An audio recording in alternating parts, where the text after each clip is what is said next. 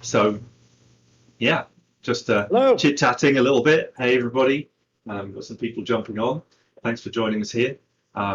We don't have as many people in this webinar as we did last time, but yeah, great to see some of you guys jumping on. Wolfie, it's great to have you here.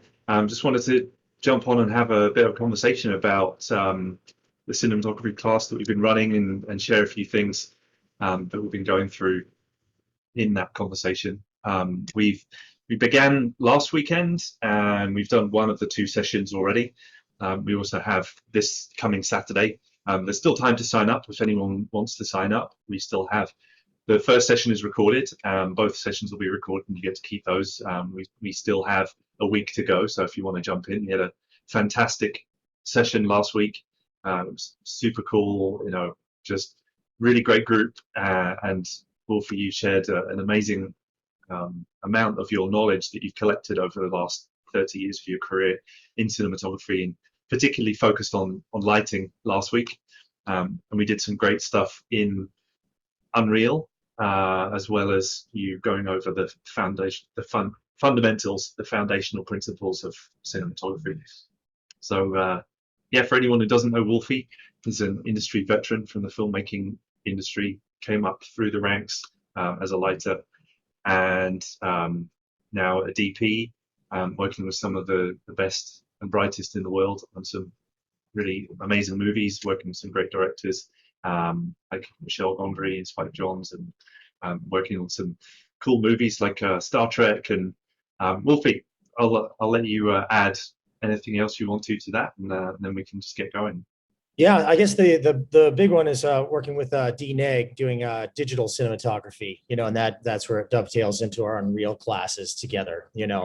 One of the things I think that was a great quote from last week was, from David Prescott, one of the producers over at DNEG, and he said that the best way to light an Unreal Engine, because it's a 3D environment, is to understand and replicate as closely as possible cinematic lighting techniques.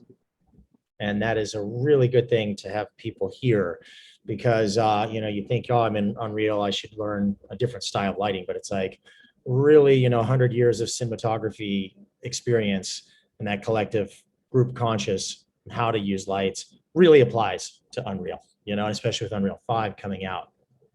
That's going to be even more tools will be coming online that are more cinematography oriented.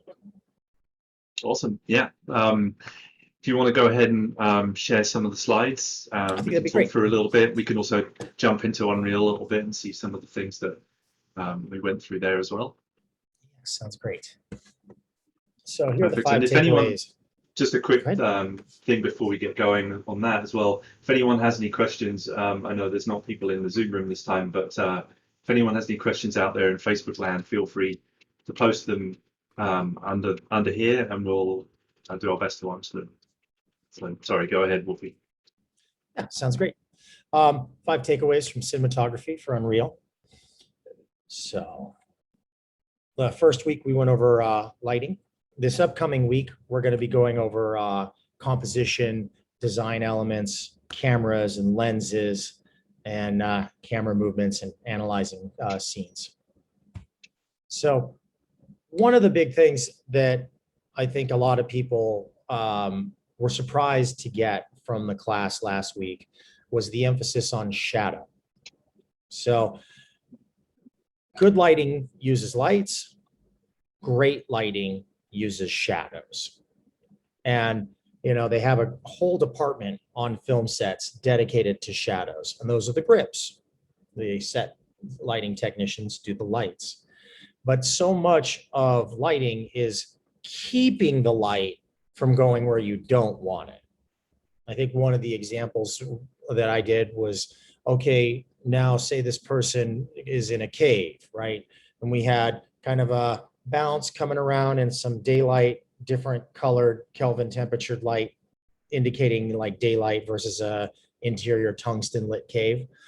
And the shadow, which showed kind of caves, and the light, which kind of implied a daylight entrance around the corner, right?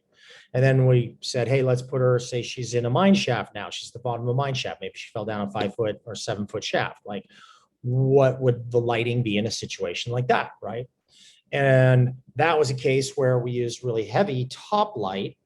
And then way closer to her, we used 2 4x4, 4-foot by 4-foot flags to shape a shadow, simulating the walls of the cave being this narrow shaft, right?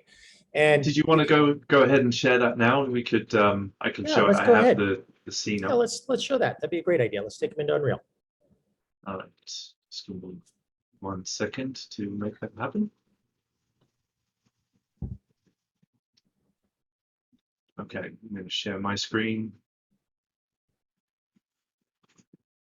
Okay, should be able to see that. Great. Also, here we have the setup that you were just describing. We've still got that the one we put together last week. So we have the 2 flags there that you were just describing. There would be grip items. Yep. And now some people would say, why don't you use the barn door? And that's a good question. And there's a good answer. The first answer is get off of the barn doors as quickly as you can. On film sets, a lot of gaffers will just go up to the barn doors and take them off and be like, leave those on the cart. Grips can control the light better. And, you know, the barn doors are good for just kind of gross adjustments, but there's no subtlety to it. And there's also a thing that happens with shadows with barn doors in real life. The closer you are to a light source, the softer the shadow will be. So to get a sharper shadow, you move the flag away from the light, and it creates a better sense of control. Also, it's just good to get into the habit of using your tools like they do on film sets. So you get a different quality of shadow. You see how harder it gets the closer it gets to the floor. So she's in a shaft, and we want to feel that sort of claustrophobic feeling. And the harsher the shadow, the more we're going to feel that shadowy cut, and the more claustrophobic it makes the space, right?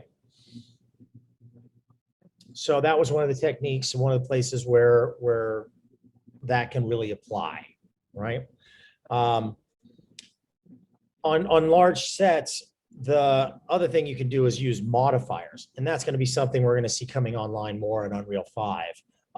We use a smaller light source on set out of convenience, and then we'll put it through a grip item like a 12-foot by 12-foot bounce or a 12 by 12 diffusion cloth. So either it'll go directly through the diffusion cloth, or it will reverse the light and shoot it at a white reflective surface, and then it'll put 12 feet wide of light. And so that brings us to another point, which is size of units in Unreal. Larger units tend to look a little better. Obviously, if your quality of light wants to be a pin spot or wants to have some real directionality to it, then smaller units are fine. But I tend to immediately go to much larger. The smallest thing would, like if she's 6 foot tall, say, I would use a 4-foot light or larger just to catch wrap and for gradation. And 12 by 12 and 20 by 20 lights are good for, like, if you go to like a car, if you have to light a car sized object. On real film sets, we use these huge Fisher lights, and that gives the reflective surface these beautiful curves, right?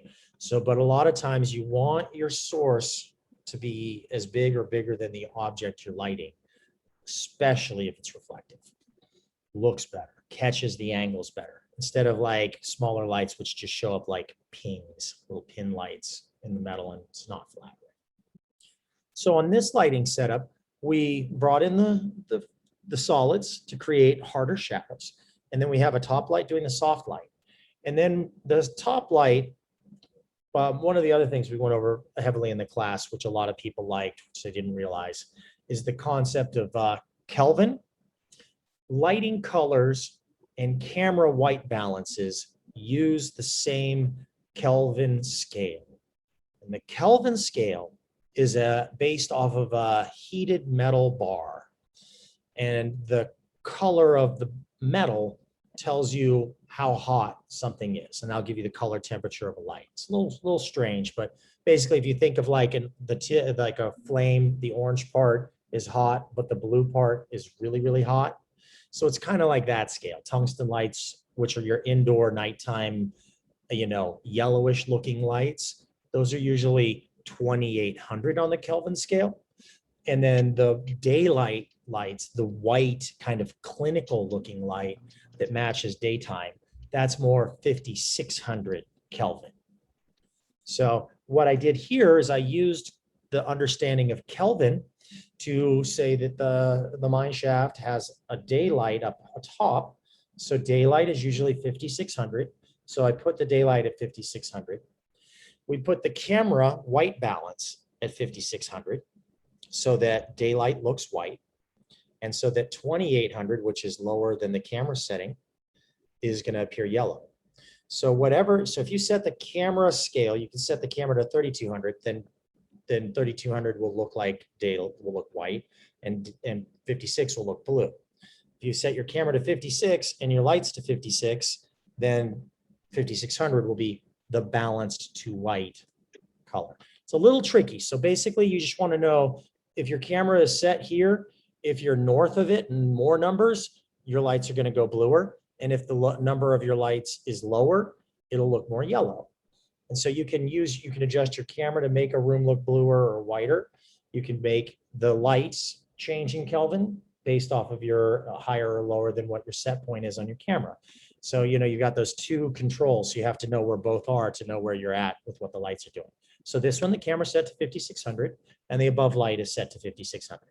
Now, I was saying that light would probably bounce onto some dirt floor and sort of like the brown and light tan mine shaft. So I intentionally was making the smaller bounce light that comes back up at her a warmer tone.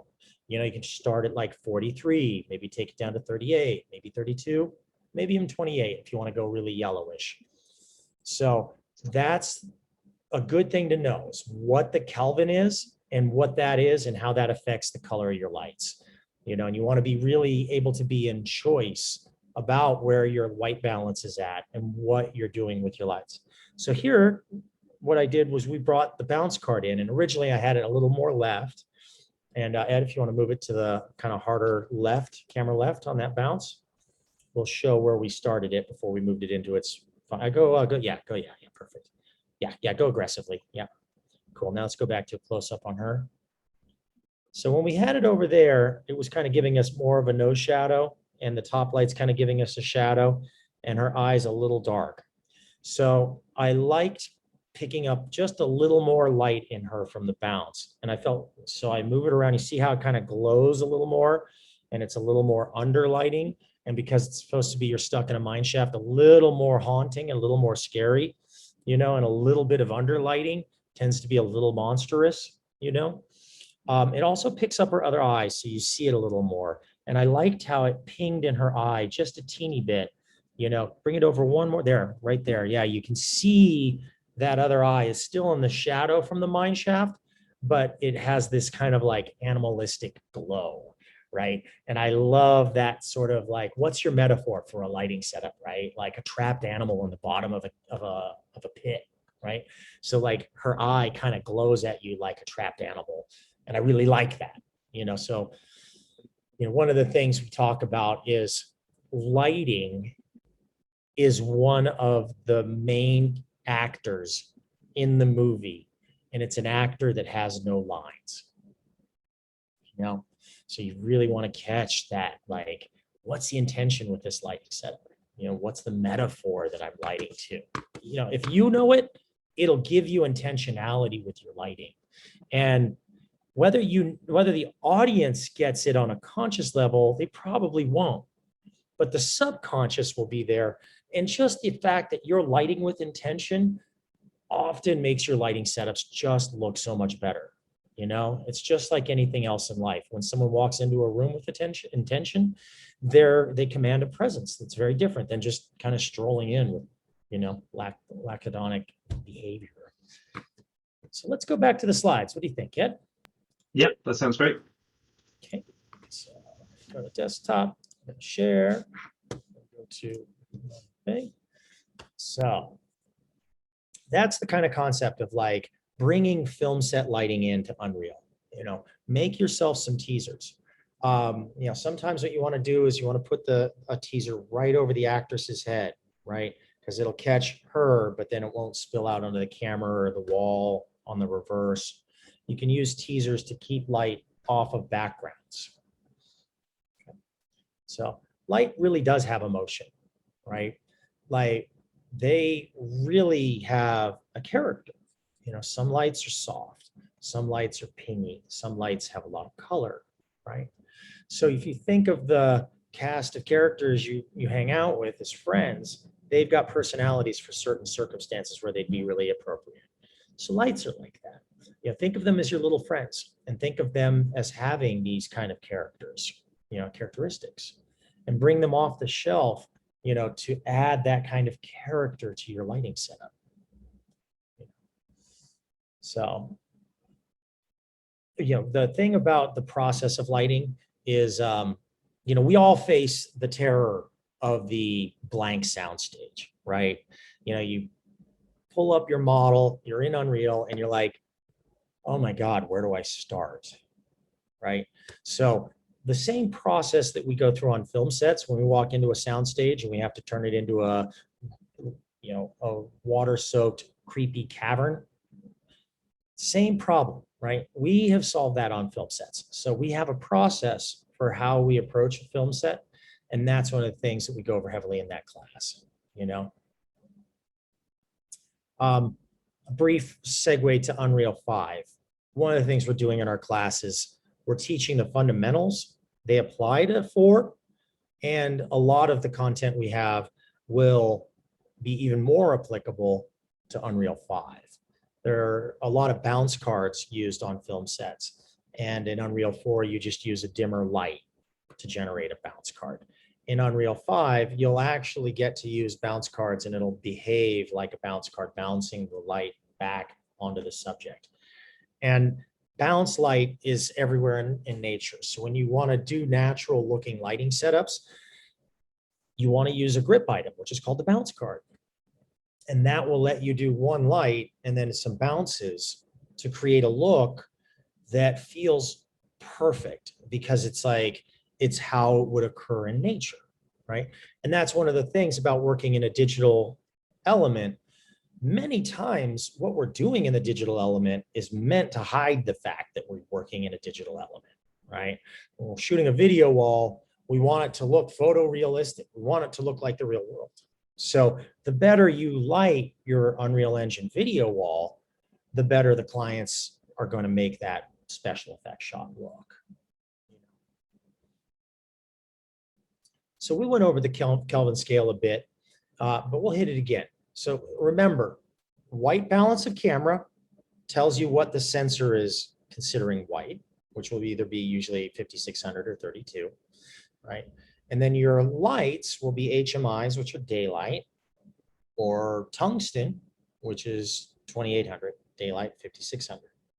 And the most important thing is wherever your camera is set to, if your camera is set to 56, higher numbers blue, lower numbers yellow. And that's a really good guide. Look at the Kelvin of your camera, go with higher numbers to make it more bluish, go with lower numbers to make it more yellowish. So yeah, what do you think, Ed? What were some of the things that, as an Unreal expert, what were some of the things that popped out for you from the class for you? Yeah, good question. Being, as you said, somebody who works in Unreal, I definitely know, and having worked in the film industry for a while, been 15 years in visual effects and been on set for a bunch of that. I always like to think that I know a lot, but taking your class as a co-facilitator, I was also there with you, learning from you, and just remembering about how the fundamentals are what is most important. And even though you've been around this a lot. I know you've been around this for longer than I have. Um, Remembering that the mastery is about the basics, and coming back to the I wouldn't call it the simple components of it, but the essence of what this is, and really getting down to the storytelling of it, and thinking about the Yes. emotions that come through storytelling, and how much light has a part to play in that, in directing the eye, but also in, how just a change in temperature in the light can make you feel completely different. And the it's often, I think, an invisible part to the process, unless you're doing it, or unless you're on set seeing it happen and you're really connected to it. When you're a gaffer, you're very connected to it, sometimes, Yeah. painfully connected to it, Yes. because Yes. it's high electricity and temperature, and those things are, I'll Yeah. never, I'll never get over The the first scars to time. prove it. Yeah, there you go. So in Unreal, fortunately, you don't get burned. You maybe get burned in other ways, but not Yes. physically. Yeah. But Yeah. yeah, it just reminding me, the a lot of this stuff, which thinking about photography in general, about how I used to work in the dark rooms, developing photographs, Hmm. and at some point, that became irrelevant. Nobody does that Hmm. anymore. But something was lost in that. Something was lost in Very the much. actual connection that you have to the physical medium, and cameras, and the film stock, and developing paper and chemicals. And Yeah. you were so completely tied to the bottom end of that process, that made you, I don't know, it gave you a lot of discipline, and also a lot of care, because it was expensive. You made the decision to press go on the camera. That's going to cost you, Yep. and you're going to run out of film, or you're going to have to pay to have it developed, and all of those kind of things that, um, I think that my biggest takeaway from this was, really thinking like a filmmaker, thinking like Yeah. a traditional filmmaker, and not, Mhm. um, thinking first like a digital filmmaker, in which case you've got all the stuff available to you all the time, and the tendency could be Yeah. to use it all. Yep. This, starting in this from black, and then building up from there with just a main light, really taking the time to just dial that in and get that right. And like, I think that was probably one of my greatest ones anyway, was just remembering how much care and consciousness to take over this process, and how to really think about it, and not just chuck stuff in until it looks just about okay, but you don't know why. But really, really thinking about each of these things, each light is a character and an actor in it, and being very, very, very conscious and thoughtful about the process. Which, it doesn't matter how many years I've done this for. I always want to think like that. I always want to be humble, Yeah. and think that I don't know anything. As it's much better to think that you don't know anything than to think that you know it all. The Because in second that you get into state, that, yeah, if you get out of that beginner's mindset, you're not learning, and that's, then you're just a plateau guy, and the yeah, way the lighting world and the way way, like, as viewers, our eye is always evolving. You think of what was in a couple of years ago, people hit it too much, and then our eye gets tired of the kind of classic thing. It's like Star Trek came out with that teal blue, teal gold look that is just amazing and looks super cinematic. And then everybody copied it, and now it just looks kind of dated. You're like, okay, so now we're going to do something else that'll look different and fresh. So, there's a little bit of fashion that enters into lighting. I think, yeah, that's the process is the main thing, and the process being like, turn off all the lights, just turn on your one key light, and then move the light around. Every face looks different. Every car looks different. What works for one person isn't going to work for the next. So great lighting people explore the light a little bit. And then when you really find the perfect spot for your key light, you can add a rim light, but turn off the key light at a certain point in it and look so you can train your eye from certain angles where that rim light is. And like the example being like a rim light that comes around and catches the nose tends to look not so good. So, keeping the rim light off the nose is a classic gaffer thing to check for, and some people have really big noses, some have really flat. So you can get a little more aggressive and see a little more cheek line. and then turn the key light back on, and by having only one light on at a time, you really start to know exactly what I'm touching on the face and on the object, and I think that was something I learned from my time at Milk Studios with some of the stills photographers that I was doing cinematic lighting, and doing, they would do stills and then I would have to match it for our film, for motion. And so I watched their process, and it's, they have the luxury of doing, all day on one image. So they have a beautiful process for really taking their time, and you can speed it up, but just go through the steps, know what you're doing, and move a light before you add a light. I think that's the other big takeaway. Every light you add can cause another shadow, can cause more problems, can cause more spill onto other objects, right?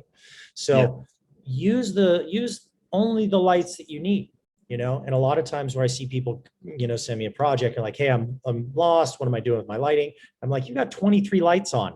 Do you know what 22 of them are doing? What's that one over there doing? Yeah, okay, turn it off. Keep turning them off. If you get lost on a lighting setup, start turning lights off. Start with all of the background lights and turn all of them off. See if any of them are, bleeding onto your talent, right? Light your talent, figure out your key light for your talent, make them look exactly as bright as you want them, then do the background, and if there's a motivated element in the background, like a pink, neon sign, the last step is integrating, what I call effects lights or practical lights into your lighting setup, right? So then if you have a pink neon, simulate it with a light that would catch an edge. A great place to put colored lights when you're doing effects is wherever you have a shadow. Because if you try and put colored light over daylight, it just gets muddy. So you want to create a shadow on the face and then put the colored light on where that shadow is.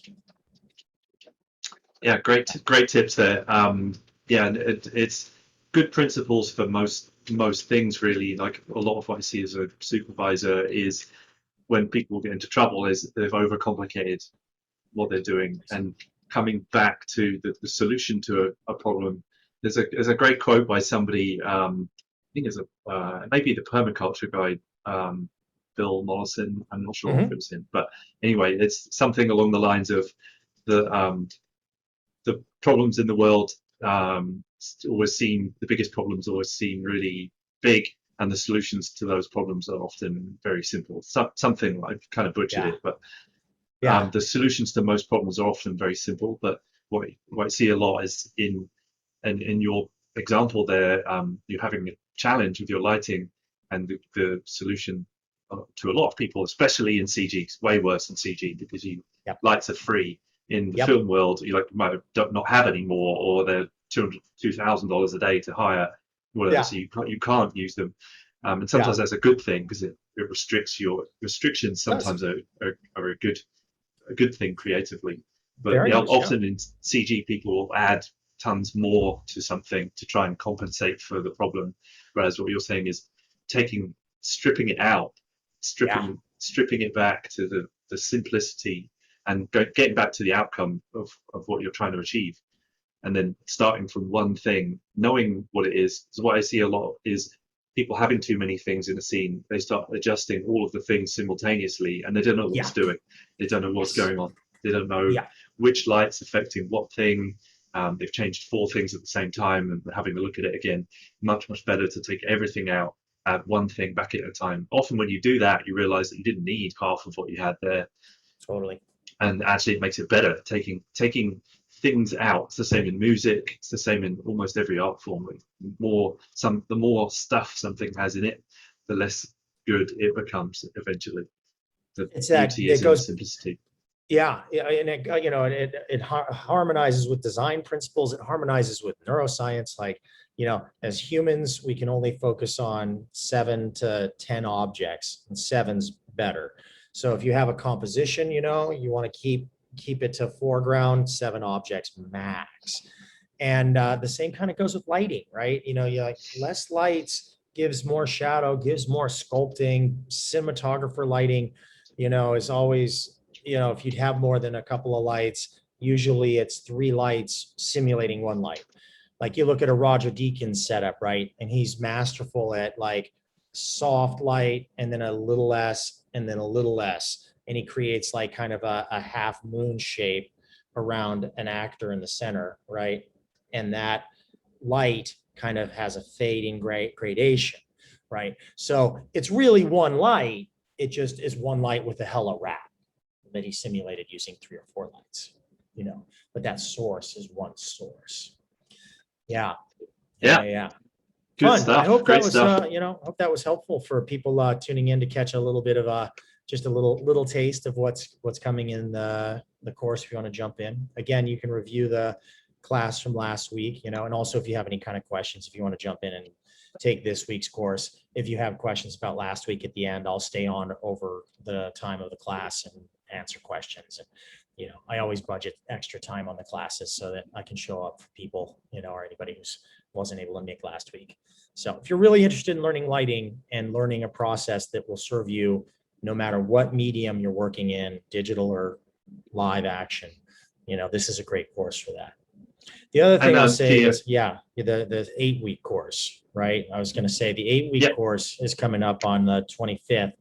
And I'll tell you, a lot of industry people are doing like the Epic Fellowship, but it's so intense. This course is kind of like a perfect working person's course. It has space in it. So it's 8 weeks. You meet on Sundays. There's a Wednesday office time if you need to go stop in and get help with your project. But basically, you can take the 8-week course. You can keep working during the week, do about an hour a day of homework and keep up with the coursework. So if you're an industry person who's, holding down a job right now and you're looking to learn some Unreal to advance your potentials, this is the 8-week course is a fantastic way to really get functional in Unreal Engine. Thank you for mentioning it. I think actually next slide, we have a little bit of information on that. There we go. Move it ahead. Yeah. So as Wolfie's saying, thanks for bringing that up. We do still have a few spaces left, a couple of spaces left. We're running out. We start on the 25th. We're also brand new, first time we've ever announced this. We're going to be offering a VIP option. Where you can sign up for some private coaching with me in addition to some other things.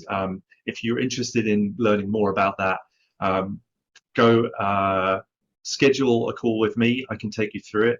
If this is something which you'd like to go deep on, whether you're a beginner or intermediate, you want to really deep dive into Unreal as a filmmaker, this is a great way to get into that over 8 weeks with tons of support, 48 plus hours of live instruction and coaching. As I said, there's a VIP option that'll take you even further than that, if that's something you're interested in. We have a couple of links here, which Jackie's probably going to post into the chat, to be able to either sign up for the 8-week if you want to just go ahead and jump in. If you do have more questions, often people do, I always offer a free one-to-one call. It's really just to go through where you're at, what you're trying to accomplish, and see if I can help. And then if the course is a great fit, then that's great. Let's go ahead and do that together. And I put everything into it that I can myself. Jackie as assistant instructor, guest speakers like Wolfie coming in, 4 of those. We also, we have a tremendous amount of interactive live learning, and we're always improving it, we're always growing it, always looking to reach more people. So if there's anybody that you know that might be interested in it, feel free, please. We always love referrals. But if you'd like to know more about it, I'm happy to tell you about it. But really the calls are about just being able to help. And if you have something you're working on that you feel like you might want some help with, and you're interested in the class, that's the perfect reason to sign up for a call with me. So I'll talk about that VIP for a second. When I went to learn music, I had a bunch of friends who went through like 5-day a week music intensives, and they just hit you so fast with stuff. It's just like blindsides you. You didn't have the time. Like, I like how your course is designed, where it's like you get the info on Sunday, you work on that info for a week, an hour, you let it percolate and sink in. And then we come back on Sunday, you got Wednesday to ask questions, so you can run into your problems, find out the solution on a Wednesday call, apply them Thursday, Friday, Saturday, and then, have it ready to go for class on Sunday. It's a good rhythm, right? I chose to not go to one of the music schools, and instead I just hired a private coach. I hired this guy, John Margulies, who's amazing. He wrote the book on Ableton Live Power, right? I wanted to learn Ableton. And I got so much more done, and it actually was cheaper. It was cheaper than going to one of the classes. I spent less money than a class, and I was able to stretch the coursework over a year, and I was able to do, so the one-on-one coaching I have found personally in my own experience is the cheapest way to actually learn something. You get the most bang for the buck, because when you're one-on-one, you go right to your pain point, you go right to the weakest thing for you to comprehend, and then the teacher just oils that greasy that spot. And that's what we have with John. Like, I could learn a couple of things really fast, and then I was completely like snowblind on certain things. And I'm like, can you repeat that? And you can't do that. And, it really helps. So yeah. Yeah, That's what I say about that. thanks for adding that. Yeah, I do exactly the same thing as well. I Yep. continue. I currently working with a coach and do education myself. It's usually, when I look at my tax return, the biggest expense or close to it for the year. That's really, really just how you continue to not only get better, but also feel good about what you do. When you're not growing and learning, you actually get to a point where you kind of start to go off what you do. And I've experienced that during my career. I Yep. had two careers. As a software engineer, where I actually left that career because I was dissatisfied and jumped into visual effects, which I think was the right thing to do. And then in the A middle lot of more that, harder. starting to feel like not sure again, and really, now I know it was because I hit that plateau because Yep. personally I wasn't growing.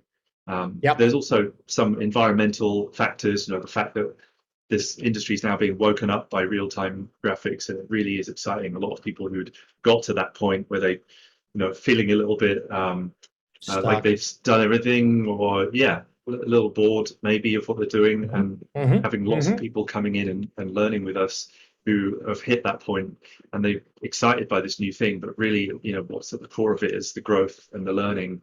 And I'm not saying that to sell courses. I'm saying that because that's what I experienced directly myself, and that's how I got past it.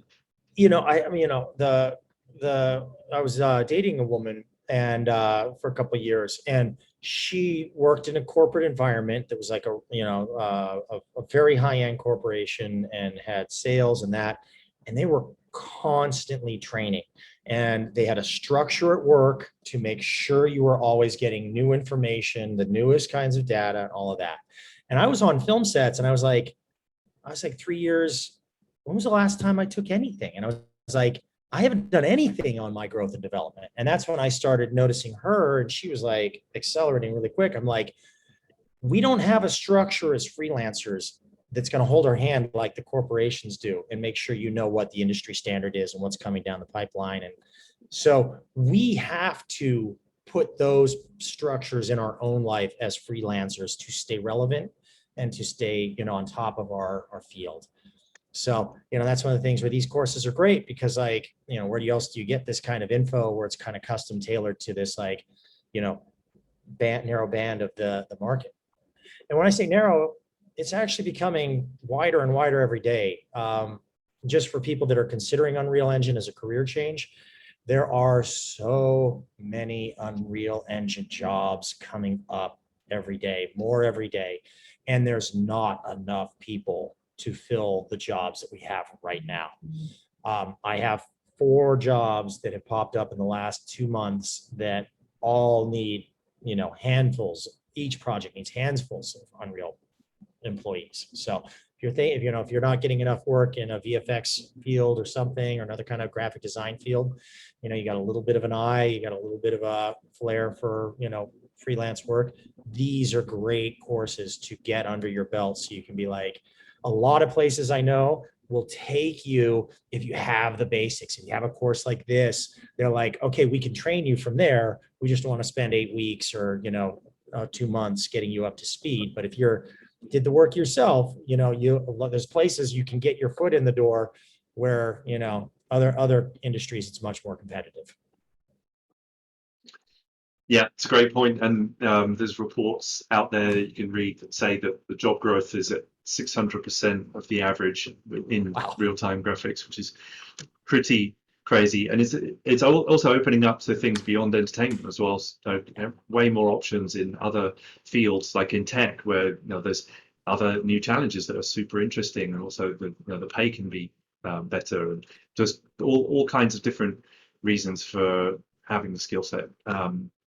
For me personally, it's just really, really rekindled even more excitement in what I do.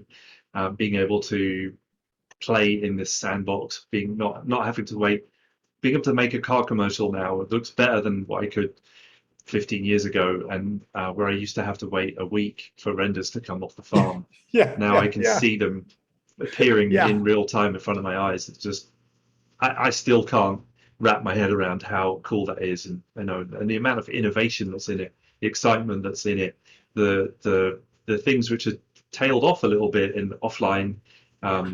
rendered Are CG, back, and yeah, there really is are a back. huge amount of innovation and buzz and excitement. As Wolfie said, there's I get asked all the time for people, and if we have students that come through and we can match make them, I'd love to do that as well. But Yeah, there definitely is more demand than supply right now, and when you're in a situation like that, it's usually good if you're the one supplying. yeah, So good times. Anyway, yeah.